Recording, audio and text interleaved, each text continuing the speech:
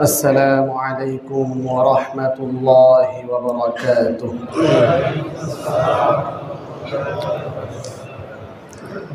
الحمد لله وكفى وسلام على عباده الذين اصطفى.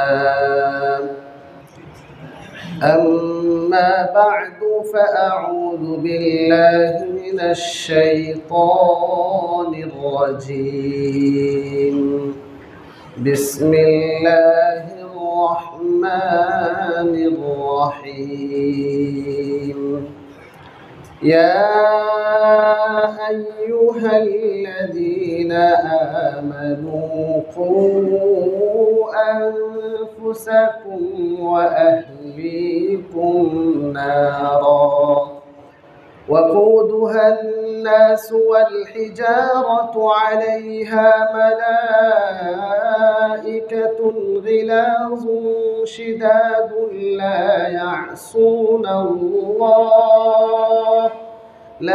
يعصون الله ما أمرهم ويفعلون ما يؤمرون. وقال النبي صلى الله عليه وسلم: ألا كلكم راع وكلكم مسؤول عن رعيته، إلى آخر هذا الحديث. صدق الله العظيم وصدق رسوله النبي الكريم، ونحن على ذلك من الشاهدين والشاكرين। আমরা সকলে অন্তঃস্থল থেকে দুরূদ ইব্রাহিম পাঠ করি। আল্লাহুম্মা সাল্লি আলা মুহাম্মাদ ওয়া আলা আলি মুহাম্মাদ কামা সাল্লাইতা আলা ইব্রাহিম ওয়া আলা আলি ইব্রাহিম ইন্নাকা হামিদুম মাজিদ। اللهم بارك على محمد وعلى آل محمد كما باركت على إبراهيم وعلى آل إبراهيم إنك حميد مجيد। আলহামদুলিল্লাহ, আল্লাহ তাআলার অশেষ মেহেরবানি যে আল্লাহ পাক রব্বুল আলামিন আমাদেরকে পবিত্র জুমার দিনে এই মুহূর্তে আল্লাহ তাআলার মহান বড় এক হুকুম জুমার নামাজ আদায় করার জন্য মসজিদে আসার তৌফিক দান করেছেন। পাশাপাশি কোরআন ও হাদিস থেকে কিছু আলোচনা শোনার ব্যবস্থা করে দিয়েছেন। এই জন্য আমরা সকলে দিল থেকে শুকরিয়া আদায় করি, আলহামদুলিল্লাহ।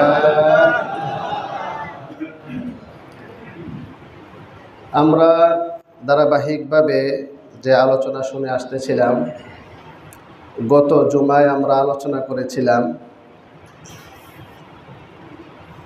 দ্বীনের মৌলিক শিক্ষা, কল্যাণকামিতা, মানব কল্যাণ, ভালো কাজে পরস্পরে একে অপরকে সহযোগিতা করা, অন্যায় অবিচার পাপ অপরাধের কাজে কেউ কাউকে সহযোগিতা না করা।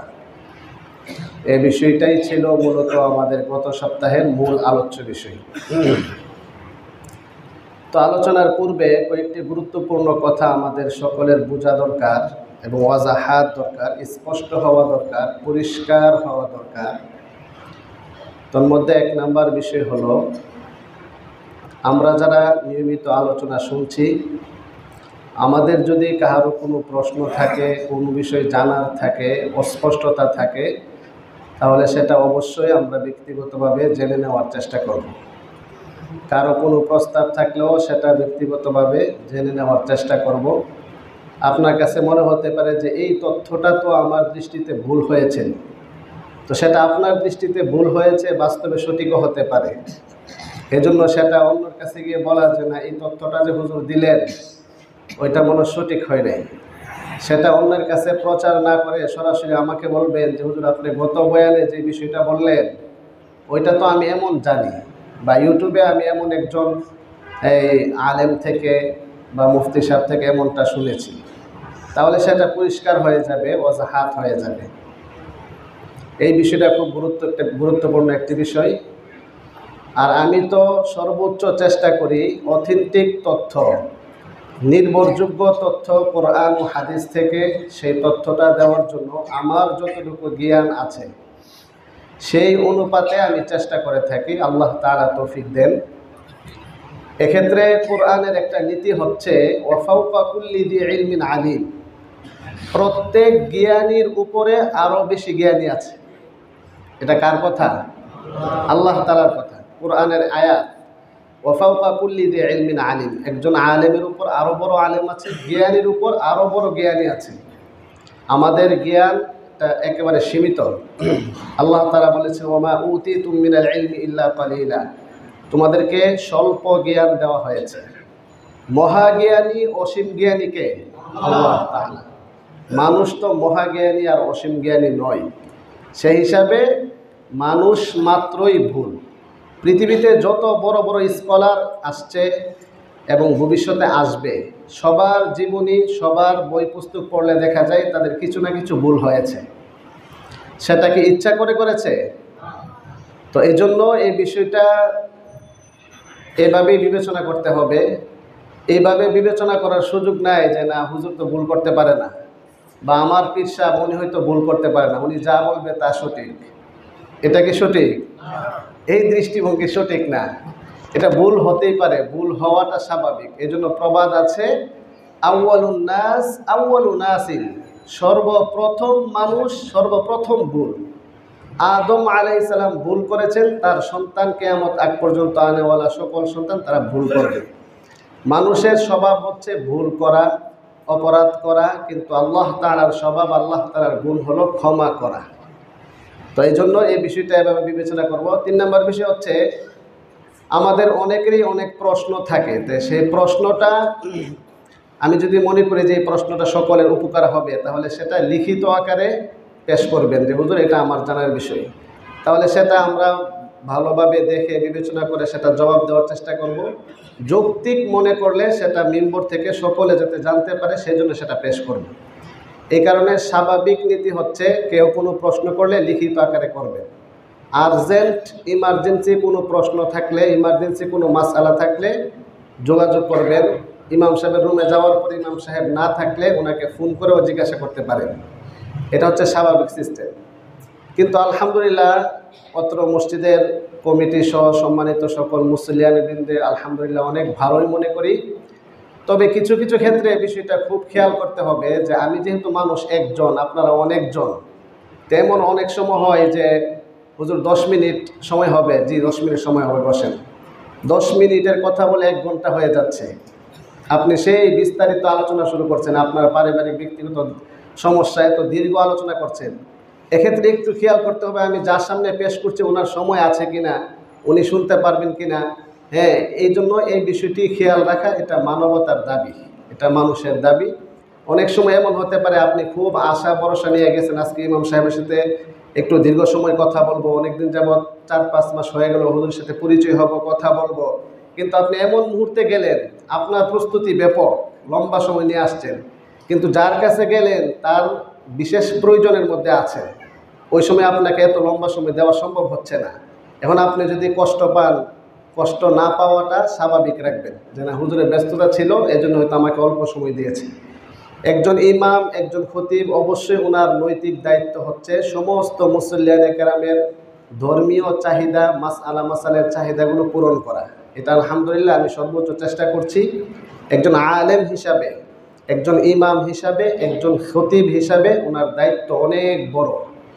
একজন নবীর ওয়ারিস, একজন আলেম মানে কি? নবীর ওয়ারিস। ইন্নামাল উলামা ওয়ারাসাতুল আম্বিয়া, সমস্ত উলামায়ে কেরাম হচ্ছেন নবীর উত্তরাধিকারী। কিসের? ইলমের উত্তরাধিকারী।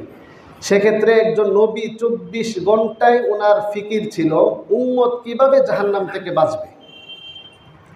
একজন নবীর 24 ঘন্টার ফিকির, 1 সেকেন্ডের জন্য এই ফিকিরটা অফ ছিল না, এই চিন্তাটা অফ ছিল না, কোনো নবীর নয়। 24টা ঘন্টায় একজন নবীর এই ফিকির ছিল উম্মতকে কিভাবে জাহান্নাম থেকে মুক্ত করে জান্নাতের পথে আনা যায়। সেই হিসাবে সত্যিকারের যিনি আলেম হবেন ওনারও এই ফিকিরটা থাকবেন যে কিভাবে মানুষকে জাহান্নাম থেকে জান্নাতের পথে আনা যায়। আমাদের এই ফিকির আছে বলে আলহামদুলিল্লাহ আমরা বিভিন্ন পরিকল্পনা হাতে নিচ্ছি, চেষ্টা করছি কিভাবে সমস্ত মুসল্লি নামাজি হয়ে যায়, কিভাবে সমস্ত মুসল্লি কোরআন শিখতে পারে, কিভাবে সমস্ত মুসল্লি ইসলামের মৌলিক শিক্ষায় শিক্ষিত হয়ে জাহান্নাম থেকে মুক্ত হতে পারে।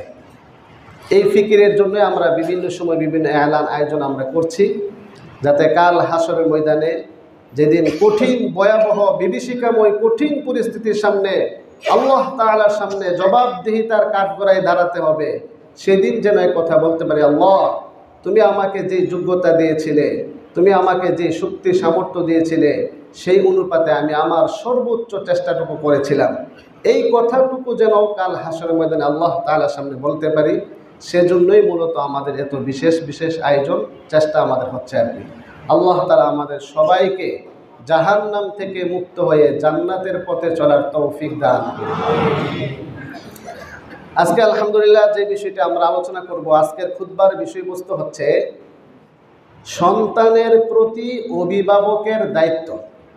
শিরোনামটা খুব ভালো করে বুঝেন। যারা পিছনে বসছেন আপনার কি আওয়াজ শুনতেছেন? মাইকের আওয়াজ, যারা বাহিরে আছি খাদেম সহ মুয়াজ্জিন সাহেব সহ আপনারা সাউন্ড সিস্টেমটা দেখেন সব জায়গায় আওয়াজ সঠিকভাবে পড়ছে কিনা। তো মাইকের আওয়াজ যত দূর পর্যন্ত যাচ্ছে সকলের দৃষ্টি আকর্ষণ করে বলছি, আমাদের আজকের খুতবার আলোচ্য বিষয় হচ্ছে সন্তানের প্রতি অভিভাবকের দায়িত্ব।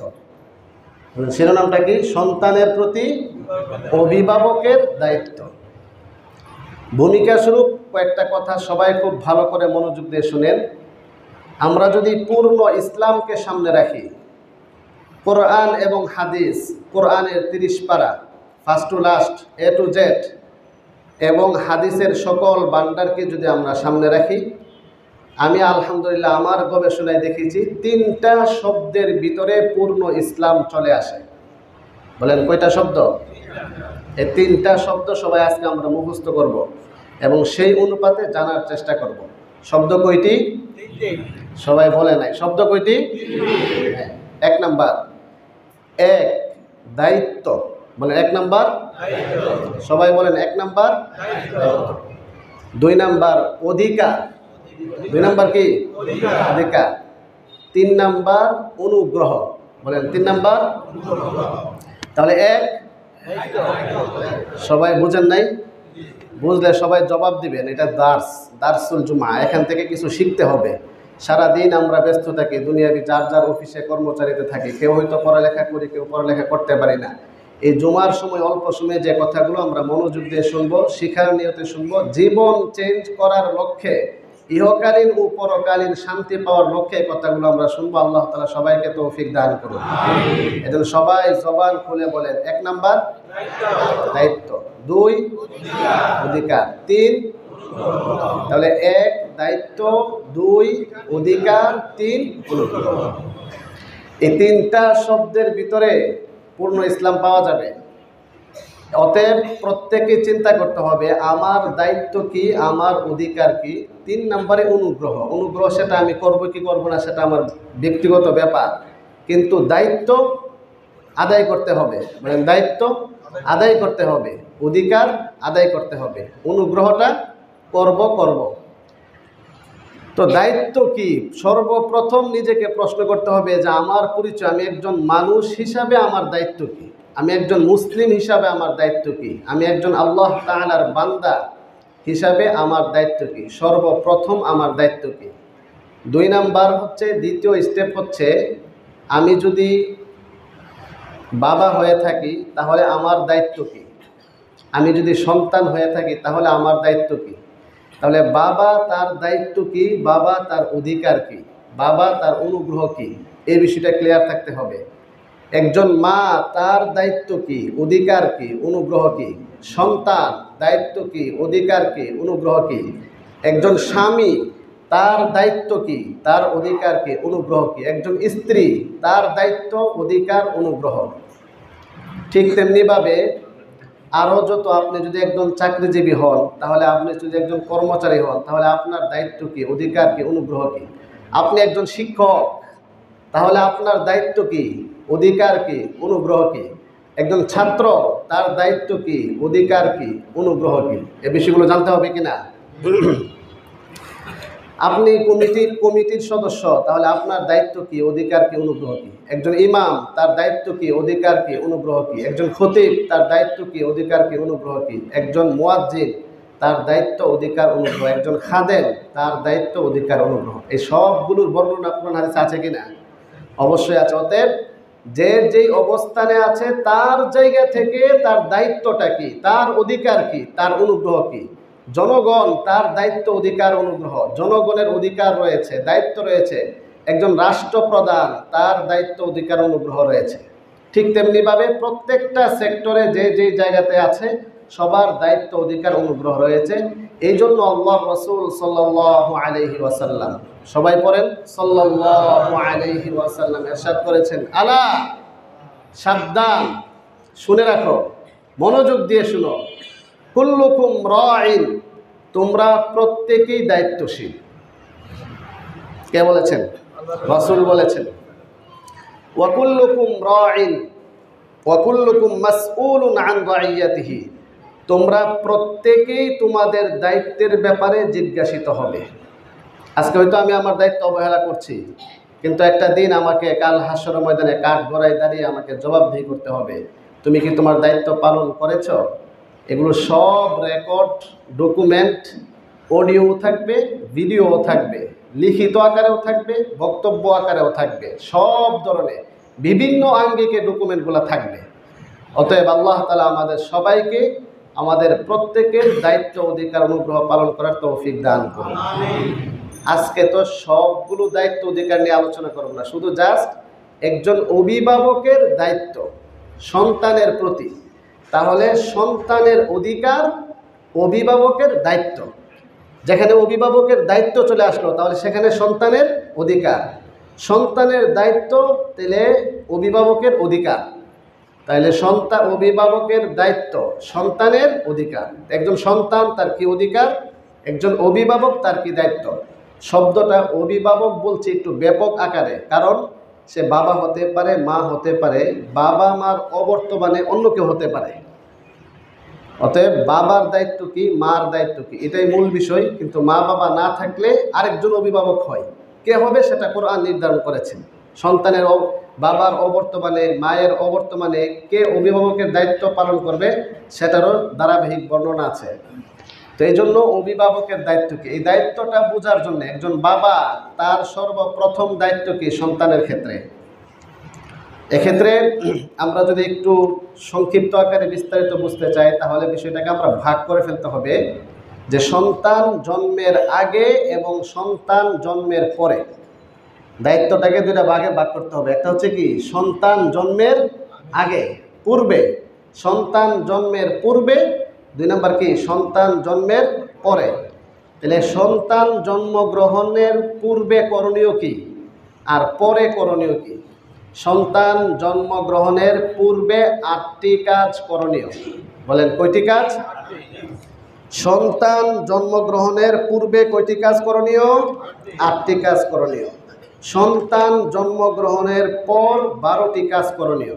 কয়টি কাজ? 12টি। বাস এইটাই আমরা ইনশাআল্লাহ সংক্ষিপ্ত আকারে, সময় যেহেতু অল্প, আমরা এই বিষয়টা ইনশাআল্লাহ খুব মনোযোগের সাথে খেয়াল করব। আল্লাহ তাআলা আমাদের সবাইকে আমলের নিয়তে শোনার তৌফিক দান করুন।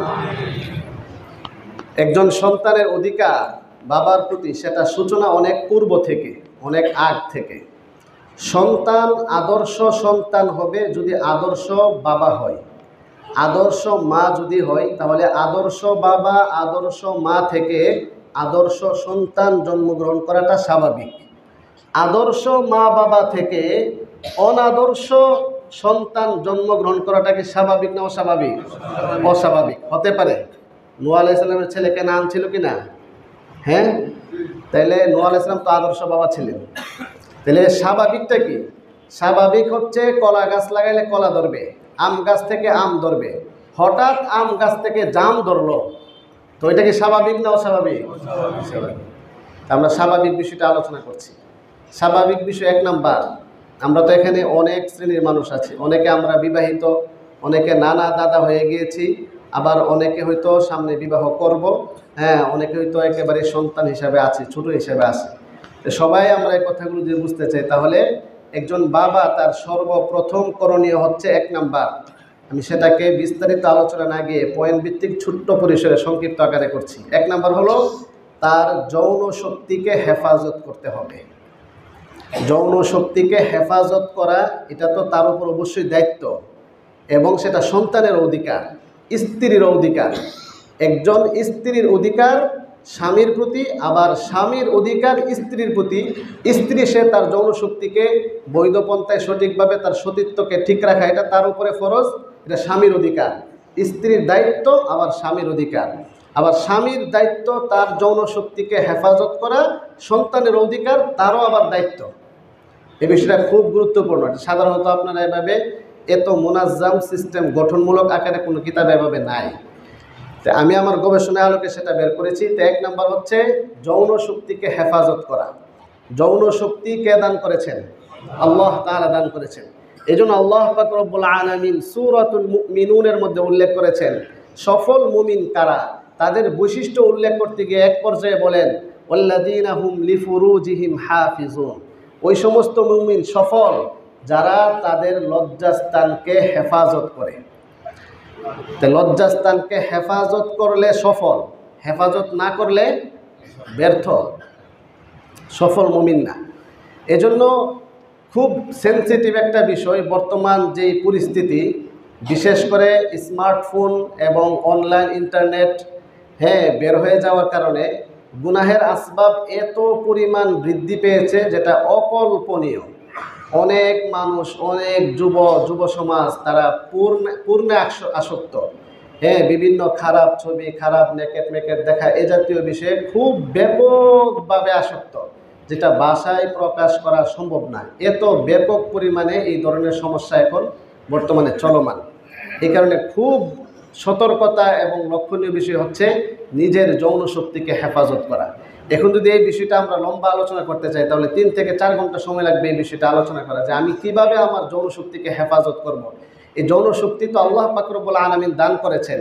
একটা মানুষ যখন সে বৃদ্ধি হইতে থাকে, সে বালেগ হলে তার যৌন শক্তি পূর্ণ হয়ে যায়, যৌন শক্তিতে আসক্ত থাকে, এটা স্বাভাবিক। খাবার না খেলে যেমন ক্ষুধা লাগে, ঠিক তেমনিভাবে যৌন শক্তি যখন বিকাশ হইতে থাকে তখনও তার একটা চাহিদা তৈরি হয়ে যায়। এজন্য একজন যুবক বিবাহের পূর্বে সে তার যৌন শক্তিকে কিভাবে হেফাজত করবে, এটার সায়েন্টিফিক ব্যাখ্যা সহ অনেক চমৎকার আলোচনা আছে। সেটা আজকে তোমাদের আলোচ্য বিষয় তো দীর্ঘ না, সংক্ষিপ্তভাবে বললে আল্লাহ রাসূল সাল্লাল্লাহু আলাইহি ওয়াসাল্লাম ইরশাদ করেছেন, ইয়া মা'শারাশ শাবাব, হে যুব সম্প্রদায়। কাদেরকে সম্বোধন করেছেন?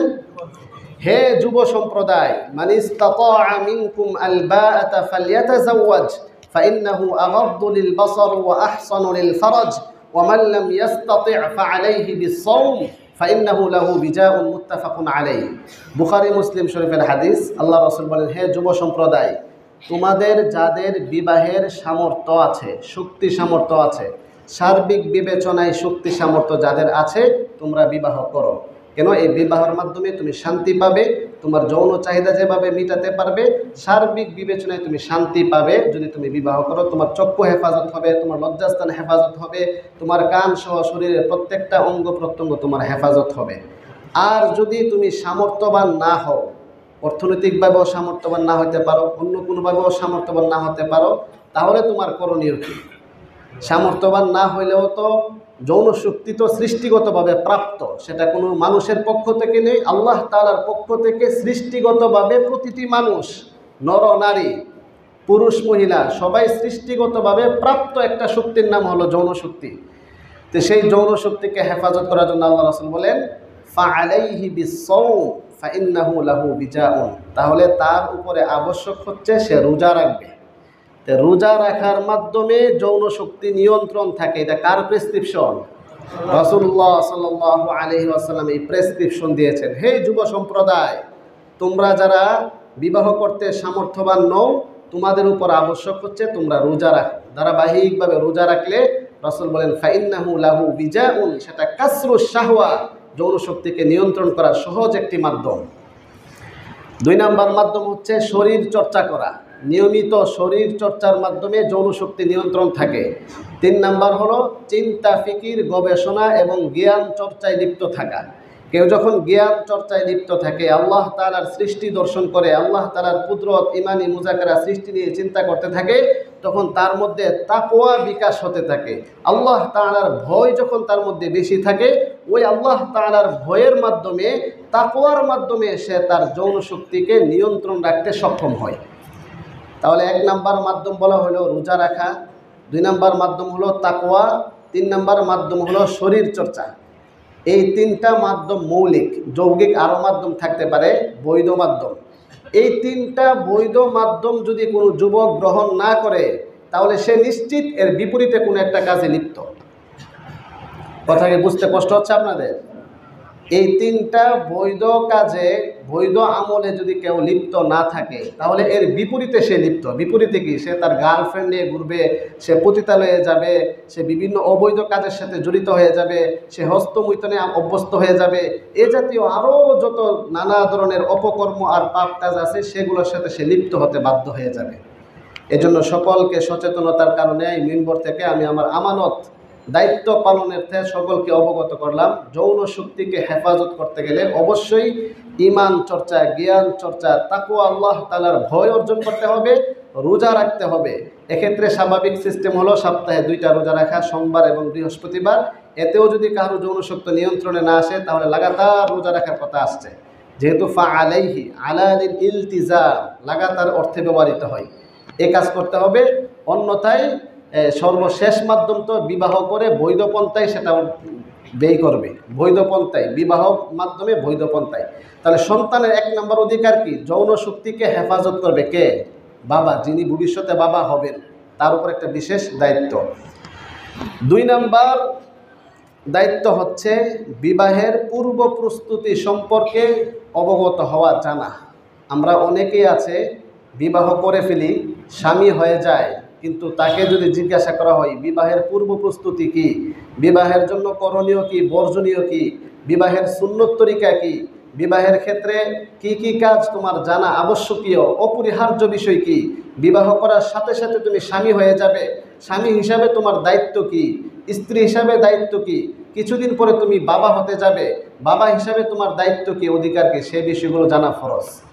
তলাবুল ইলমি ফারিদাতুন আলা কুল্লি মুসলিম, ইলম অন্বেষণ করা, জ্ঞান অন্বেষণ করা প্রত্যেক মুসলিম নরনারীর উপর ফরজ। পরিমাণ কতটুকু? যে যে অবস্থানে থাকবে, একজন বিবাহের সময় হয় নাই, সে বিবাহ করে নাই, তাহলে স্বামীর দায়িত্ব কি এটা জানা তার উপরে আবশ্যক না। একজন বাবা হয়নি, বাবার কি দায়িত্ব সেটা জানা তার উপর এখন আবশ্যক না। যেই দিন বাবা হয়ে যাবে সেই দিন তাকে অবশ্যই এই কথাগুলো জানতে হবে, বাবা হিসেবে তার দায়িত্ব কি। যেদিন স্বামী হয়ে যাবে, স্বামীর কি দায়িত্ব সেটা তার উপরে জানা আবশ্যক হয়ে যায়। তাহলে একজন অভিভাবকের প্রথম দায়িত্ব তার যৌন শক্তিকে হেফাজত করা। 2 নম্বর হলো বিবাহের পূর্ব প্রস্তুতি সম্পর্কে জ্ঞান থাকা। সেটা ইনশাল্লাহ আমরা আলাদা একটা পর্বে আলোচনা করতে হবে, যে বিবাহের পূর্ব প্রস্তুতি, পাত্র পাত্রী নির্বাচন। সাধারণ কমন কথা হলো হাদিস শরীফের মধ্যে আসছে, তুনকাহুল মারআতু লিআরবাইন, 4টি জিনিস দেখে সাধারণত বিবাহ করা হয়। লিমালিহা ওয়া লিহাসাবিহা, পাত্রী যেই মেয়েকে বিবাহ করবে সেই মেয়ের ধন সম্পদ কেমন আছে, তার বংশটা কেমন, ওয়ালি জামালিহা, তার সৌন্দর্যতা কেমন, সে কি পরিমাণ সুন্দর, ওয়ালি দীনিহা, এবং সে ধার্মিক কতটুকু, তার ধর্মের জ্ঞান কতটুকু, ধর্ম কেমন চর্চা করে, এই বিষয়গুলো দেখে বিবাহ করা হয়। ফাজফার বিদাতিদ দ্বীন তারিবাত ইয়াদাকা, ধর্মকে তোমরা প্রাধান্য দাও, ধার্মিকতাকে প্রাধান্য দাও, তাহলে তোমার পারিবারিক দাম্পত্য জীবন সুখময় হবে। এটা রাসূলের দেওয়া প্রেসক্রিপশন। এখন আমরা এক্ষেত্রে কে কোনটা প্রাধান্য দিই সেটা তো আমরা সবাই জানি। স্বাভাবিকভাবে সমাজের মধ্যে প্রাধান্য দেওয়া হয় ধন সম্পদ, মেয়েটা কেমন সুন্দর, মেয়ের চেহারার আকৃতি সৌন্দর্যটা থেকে প্রাধান্য দেওয়া হচ্ছে। কিন্তু সে কি 5 ওয়াক্ত নিয়মিত নামাজ পড়ে, সে কি কোরআন তেলাওয়াত করতে পারে, সে কি স্বামীর হক অধিকার এগুলো বুঝে, এই জাতীয় বিষয়গুলোকে আমরা প্রাধান্য দিচ্ছি না, অথচ রাসূল বলেন তোমরা ধার্মিকতাকে প্রাধান্য দাও। তাহলে এই হাদিস থেকে আমরা বুঝতে পারলাম ধার্মিকতাকে প্রাধান্য দেওয়া, দিনদারিকে প্রাধান্য দেওয়া এটা খুব ইম্পর্টেন্ট। আমি যদি শান্তি চাই, পারিবারিক শান্তি চাই, তাহলে ধার্মিকতাটাকে প্রাধান্য আমাকে দিতে হবে। এটা রাসূলের পরামর্শ এবং রাসূলের প্রেসক্রিপশন। এর বিপরীতে হলে সুন্দর হবে না। এই কারণে চেহারা সুন্দর হওয়ার চেয়ে চরিত্র সুন্দর হওয়া আবশ্যক। এটা একটা সিদ্ধান্তকৃত কথা কোরআন হাদিস থেকে। চেহারার সৌন্দর্য চেয়ে কি সুন্দর হতে হবে? চরিত্র সুন্দর হওয়া এটা আবশ্যক। এ সম্পর্কে কোরআনে অনেক আয়াত হাদিস রয়েছে। 3 নাম্বার হচ্ছে চরিত্রবান উত্তম জীবন সঙ্গী নির্বাচন করা। এটা একজন বাবা হিসেবে তার দায়িত্ব। আল মারআতুস সালিহা, সৎ নারী, সৎ স্ত্রী নির্বাচন করতে হবে। মা যখন আদর্শ হবে, ভালো হবে, সৎ হবে, তখন তার থেকে যে সন্তান তৈরি হবে সেটাও কি হবে? সৎ হবে, ভালো হবে। এটাই স্বাভাবিক। এই জন্য আল্লাহর রাসূল সাল্লাল্লাহু আলাইহি ওয়াসাল্লাম হাদিস শরীফে ইরশাদ করেছেন, আদ-দুনিয়া কুল্লুহা মাতাউন, দুনিয়া পুরাটাই হচ্ছে উপভোগীয় বস্তু। ওয়া খায়রু মাতাঈদ দুনিয়া আল মারআতুস সালিহাতু, এবং শ্রেষ্ঠতম উপভোগীয় বস্তু হচ্ছে সৎ নারী, একজন ভালো স্ত্রী পাওয়া। আপনি একজন ভালো স্ত্রী পেয়েছেন, তাহলে আপনার কপাল ভালো, আপনি পারিবারিকভাবে অনেক শান্তিতে থাকতে পারবেন। এখন আমরা অনেকেই পারিবারিকভাবে অশান্তি আছি। আমরা একজন মুফতি হিসাবে আমাদের কাছে যে পরিমাণ তালাকের মাসআলা মাসাইল আসে, পারিবারিক সমস্যার যে পরিমাণ আমরা শুনতে হয়, এটা খুব বেশি শুনতে হবে। যেন আমার এই সমস্যা, ওই সমস্যা। এই কারণে আল্লাহর রাসূল সাল্লাল্লাহু আলাইহি ওয়াসাল্লাম ইরশাদ করেছেন, আরবাউন মিনাস সাআদা, 4টি বিষয় যে পেয়েছে সে দুনিয়াতে সুখময় জীবনযাপন করতে পারবে, সে তার কপাল ভালো, তার ভাগ্য ভালো বলে প্রমাণিত। 4টা জিনিস কি? 1, আল মারআতুস সালিহাতু, সৎ স্ত্রী, বাড়ি গাড়ি নারী প্রতিবেশী। এই 4টা বিষয় আর কি। এটা হলো দুনিয়া। আমরা তো দোয়া করি রব্বানা আতিনা ফিদ দুনিয়া হাসানা। ভাই শুনতেছেন? হ্যাঁ, রব্বানা আতিনা ফিদ দুনিয়া হাসানা। তো দুনিয়াতে মঙ্গল, দুনিয়াতে মঙ্গল মানে কি? এই দুনিয়াতে মঙ্গলের ব্যাখ্যা এটা আসছে যে যার 4টা জিনিস দুনিয়াতে ভালো, সে দুনিয়াতে বাদশা। মঙ্গল 4টা জিনিস কি? বাড়ি গাড়ি নারী প্রতিবেশী। বলেন কি বললাম? হ্যাঁ, একটা ভালো বাসস্থান থাকা, ভালো একটা বাড়ি থাকা, এটা মৌলিক প্রয়োজন। ইসলামের ক্ষেত্রে উদ্বুদ্ধ করেছে একটা ভালো একটা বাড়ি হওয়া প্রশস্ত। হাদিসের শব্দ উল্লেখ করা হয়েছে আল মাসকানুল ওয়াসি', প্রশস্ত একটা বাড়ি পাওয়ান। আপনি একটা রুম, মেহমান আসলে জায়গা দিতে পারেন না, আপনি কেউ গেলে জায়গা দিতে পারেন না, খুব কষ্ট করে চলছেন, তো এটা হাসানা হইল? কারণ আপনার 4টা রুম আছে, একটার মধ্যে আপনি থাকেন, আর মেহমান আসলে জায়গা দিতে পারেন, ব্যবস্থাপনা খুব ভালো। তাহলে আল মাসকানুল ওয়াসি', এটা সৌভাগ্যের একটি বিষয়, হাসানা এর একটি বিষয়। 2 নাম্বার হচ্ছে কি? বাড়ি গাড়ি, ভালো একটা যানবাহন থাকা। 1400 বছর আগে তো যানবাহন ছিল ঘোড়া, উট, এগুলো। তো ভালো একটা ঘোড়া থাকা। এখন ঘোড়ার জায়গায় এখন কি হবে? ভালো একটা পাজারো গাড়ি থাকা। আচ্ছা, ঠিক আছে। তাহলে এই যে বাড়ি গাড়ি, তারপরে 3 নম্বর হলো নারী, একজন আদর্শ নারী পাওয়া, সৎ নারী পাওয়া। আমাদের কাছে অনেকে বলে, হুজুর আমার বউটা বালা করছে না, আমার কপালটা খারাপ, বউ বালা করছে না। কি হয়েছে, সমস্যা কি? কোয়েন না, আমার জ্বালায় শেষ করে লেছে। তো এই যে ভালো বউ, ভালো স্ত্রী, ভালো নারী, সৎ নারী পাওয়া, এটা সৌভাগ্যের পরিচয়। এই জন্য দোয়া করতে হবে রব্বানা আতিনা ফিদ দুনিয়া হাসানা। অতএব এখানে আমরা যারা এখনো বিবাহ করি নাই, বিবাহের পূর্বে অবশ্যই আমাদেরকে এই দোয়াগুলো করতে হবে যে আল্লাহ রব্বানা হাবলানা মিন আজওয়াজিনা ওয়া যুররিয়াতিনা কুররাতা আ'য়ুন ওয়াজআলনা লিল মুত্তাকিনা ইমামা। হে আল্লাহ, আপনি আমাকে সৎ স্ত্রী দান করেন। আমরা যখন পড়াশোনা করতাম, পড়াশোনা শেষ প্রায়, বিবাহের পূর্ব প্রস্তুতি যখন আমাদের আলোচনা চলতো, তখন আমরা সবাই একটা পেরেশানিতে থাকতাম, আল্লাহ কপালে যিনি কি আছে। এমন বহু ঘটনা আমরা শুনতে পাই, ভালো আলেম, যোগ্য আলেম, কিন্তু স্ত্রী খারাপ হওয়ার কারণে সে মারাত্মক ধরনের অশান্তিতে ভুগতেছে। এমন ঘটনা অহরহ। এ কারণে খুব ভয়ে এবং চিন্তা করতাম আর দোয়া করতাম, আল্লাহ ভালো একজন সৎ, যেটা হাদিসে আল মারআতুস সালিহা, সৎ নারী, আদর্শ নারী, নেক নারী, নেক স্ত্রী, প্রাপ্ত শিক্ষা বিকশিত নারী, এমন একজন নারীর কামনা, দোয়া আল্লাহ তাআলার কাছে করতে থাকা। তাহলে কি বললাম? সৌভাগ্যের বিষয় কয়টা? 4টা। বাড়ি গাড়ি নারী, আরেকটা কি? প্রতিবেশী। ভালো প্রতিবেশী, হ্যাঁ হাদিস আসছে আল জারুস সালেহ, ভালো প্রতিবেশী, সৎ প্রতিবেশী। প্রতিবেশী খারাপ হইলে কেমন কষ্ট, কেমন অশান্তি, এটা যার হয়েছে সে বুঝবে। আমরা এমন অনেক ঘটনা দেখছি প্রতিবেশী খারাপ হওয়ার কারণে, যে প্রতিবেশী দাপটশালী, কিছু বলতেও পারে না, হ্যাঁ বিভিন্ন সময় সে নির্যাতনের শিকার হয়, ফলে সে জায়গা বিক্রি করে এখান থেকে সে চলে গেছে আলাদা অন্য জায়গায় অতিষ্ঠ হয়া। এই কারণে রাসূল বলেন লা ইয়াদখুলুল জান্নাতা, ওই ব্যক্তি জান্নাতে প্রবেশ করতে পারবে না যার থেকে তার প্রতিবেশী নিরাপদ নয়। যে প্রতিবেশীকে কষ্ট দেয়, প্রতিবেশীকে হক আদায় করে না, সে জান্নাতে কোশ্চিনকালেও প্রবেশ করতে পারবে না। সবাই বলেন নাউযুবিল্লাহি মিন যালিক। আল্লাহ তাআলা আমাদের সবাইকে সৎ হওয়ার তৌফিক দান করুন, আমাদের প্রতিবেশীকে সৎ হওয়ার তৌফিক দান করুন। তাহলে চারটা হচ্ছে কি সৌভাগ্যের বিষয়। অতএব আপনি কোনটাতে সমস্যা আছেন, আপনি প্রতিবেশী খারাপ, তাহলে যখন আপনি দোয়া করবেন রব্বানা আতিনা ফিদ দুনিয়া হাসানা, তখন আপনার মাথায় রাখবেন প্রতিবেশীকে আল্লাহ তুমি সৎ করে দাও। আপনার ওয়াইফ আপনার কথা শুনছে না, যখন আপনি দোয়া করবেন রব্বানা আতিনা ফিদ দুনিয়া হাসানা, তখন আপনি নিয়ত করবেন আল্লাহ তুমি আমার বউটা ভালো করে দেবো। ঠিক আছে, এই দোয়াটুকু আমরা ইনশাল্লাহ করবো। আরও দোয়া আছে, সেগুলো আমরা বলবো। তাহলে একজন অভিভাবকের দায়িত্বের ক্ষেত্রে আমরা কি জানলাম? 3 নাম্বার হচ্ছে একজন চরিত্রবান উত্তম মেয়েকে, পাত্রীকে নির্বাচন করা, এটা সন্তানের একটা অধিকার। তারপরে 4 নাম্বার হলো হালাল উপার্জন নিশ্চিত করতে হবে। আপনি বিবাহ করতে যাচ্ছেন, আপনার হালাল ইনকাম হালাল কিনা। আপনি বিবাহ করার সাথে সাথে আপনার স্ত্রীর ভরণ পোষণ আপনার উপর দায়িত্ব। একজন মেয়ে সে বিবাহের আগ পর্যন্ত তার ভরণ পোষণ দায়িত্ব থাকে বাবার উপরে। যেদিন বিবাহ হয়ে গেল সাথে সাথে তার স্বামীর উপরে এই দায়িত্বটা আসে, আবশ্যক হয়ে যায় তার স্ত্রীর ভরণ পোষণ এবং নিরাপত্তা নিশ্চিত করা। তো এই ভরণ পোষণ সেটা যদি হারাম হয় তাহলে সন্তান ভালো হওয়ার আশা করা যায় না। এই কারণে রাসূল বলেছেন তলাবু কাসবিল হালাল ফারিদাতুন বা'দা ফারিদা, হালাল ইনকাম করা সেটা ফরজ সমূহ থেকে গুরুত্বপূর্ণ একটি ফরজ হচ্ছে হালাল ইনকাম করা। 5 নাম্বার হচ্ছে সুন্নত তরিকায় বিবাহ করত, সুন্নত তরিকায় মিলন করা, সহবাস করা।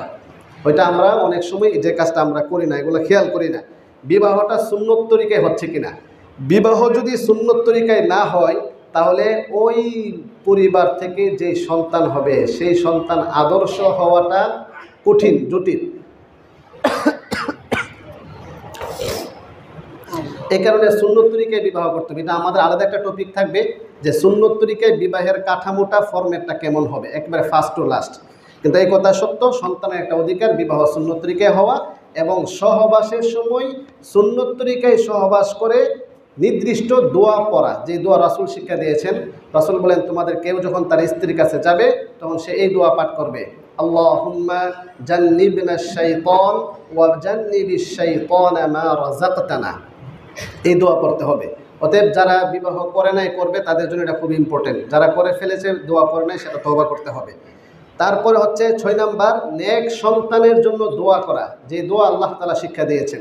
ইব্রাহিম আলাইহিস সালাম করেছেন, নূহ আলাইহিস সালাম করেছেন, অন্যান্য নবীগণ করেছেন, মারইয়াম আলাইহিস সালাম করেছেন। কি দোয়া করেছেন? রব্বি হাবিলি মিনাস সালিহিন। বলেন রব্বি হাবিলি মিনাস সালিহিন, হে আল্লাহ আপনি আমাকে একজন সৎ আদর্শ সন্তান, নেক সন্তান দান করেন। এই দোয়া করতে হবে। রব্বানা হাবলানা মিন আজওয়াজিনা ওয়া যুররিয়াতিনা, এই দোয়া করতে হবে।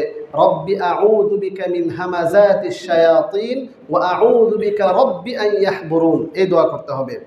তারপরে গর্ভাবস্থায় পবিত্র জীবন যাপন করতে হবে, এটা খুব ইম্পর্টেন্ট।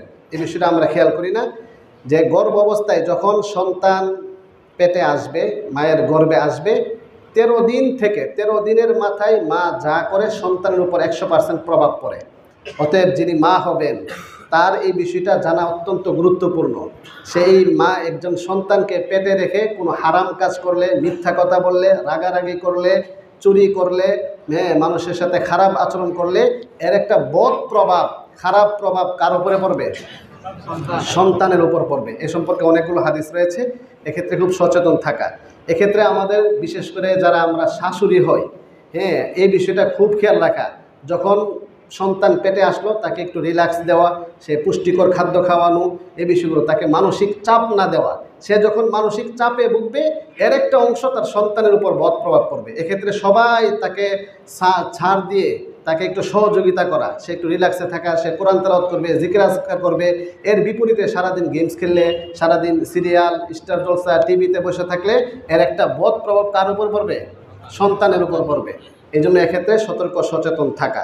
সর্বশেষ 8 নাম্বার হলো নর্মাল ডেলিভারির জন্য সর্বোচ্চ চেষ্টা করতে হবে, যেটা বর্তমানে খুব সমস্যা। অধিকাংশই দেখা যাচ্ছে সিজারের জন্য প্রস্তুত, এবং অধিকাংশ ডাক্তারে দেখা গেছে সিজারের জন্য উদ্বুদ্ধ করা হচ্ছে। এই সিজার না নিয়ে নর্মাল ডেলিভারির জন্য আল্লাহ তাআলার কাছে দোয়া করতে হবে, সর্বোচ্চ চেষ্টা করতে হবে। একান্ত উপায় না হলে তারপরে হচ্ছে বিকল্প পদ্ধতি হচ্ছে সিজার। এই ছিল জন্মের আগে একজন অভিভাবকের করণীয়। তাহলে আমরা মোটামুটি জানতে পারলাম জন্মের পূর্বে অভিভাবকের দায়িত্ব কী। কয়টি দায়িত্ব হলো? 8টি দায়িত্ব হলো।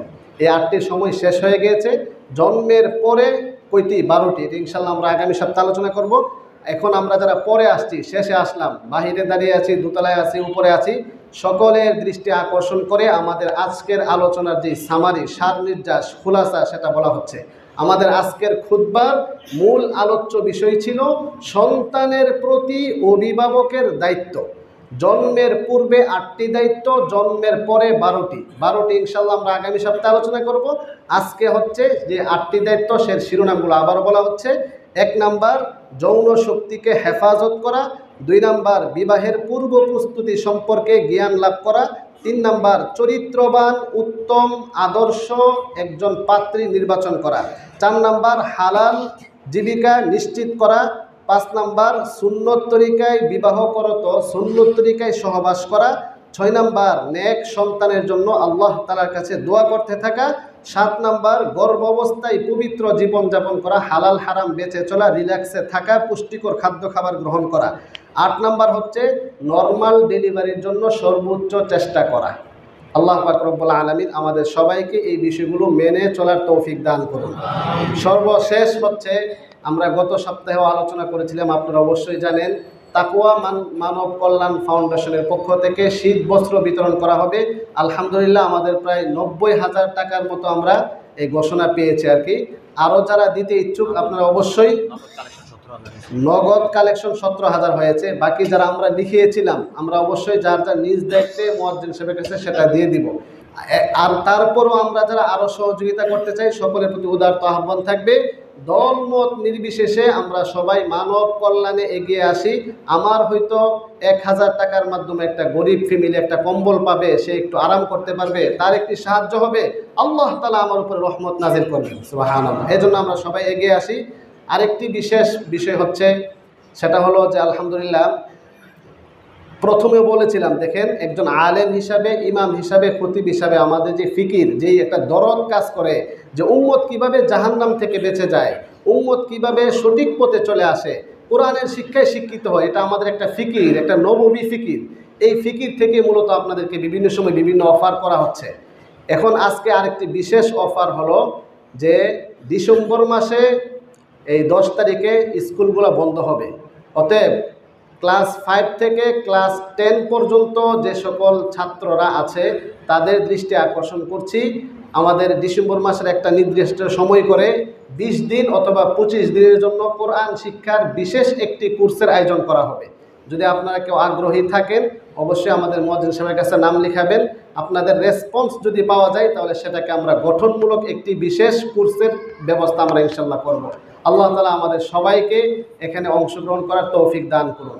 বিশেষ করে ক্লাস 5 থেকে ক্লাস 10 পর্যন্ত শিক্ষার্থী, তারা স্কুল বন্ধ হবে, তারা বাড়িতে অবসর বসে থাকবে, তাদের জন্য এই অফারটা দেওয়া হলো। ইনশাল্লাহ 10টা থেকে 12টা 2 ঘন্টা একটা সময় আমরা এই কাজটা, কোরআন শিক্ষা কাজটা আমরা করব। এই মেসেজ আমরা সবাই সকলের কাছে পৌঁছাবো। যার নাতি আছে, সন্তান আছে, তার কাছে পৌঁছে এখানে অংশগ্রহণ করার চেষ্টা করব। আর জানুয়ারি মাস থেকে একটি বিশেষ ফরজে আইন মাকতাব, যেখানে সব শ্রেণীর লোক আমরা অংশগ্রহণ করতে পারবো, সেটাও ইনশাল্লাহ আমাদের জানুয়ারি মাস থেকে চালু হবে। আল্লাহ তাআলা আমাদের সবাইকে কোরআনের শিক্ষায় শিক্ষিত হয়ে জাহান্নাম থেকে মুক্ত হয়ে চূড়ান্ত সফল হওয়ার তৌফিক দান করুন। ওয়া আখিরু দাওয়ানা আলহামদুলিল্লাহি রাব্বিল আলামিন। আমরা যারা সুন্নত নামাজ পড়ি নাই, 4 রাকাত ক্বাবলার জন্য সুন্নত নামাজ পড়ে নিই।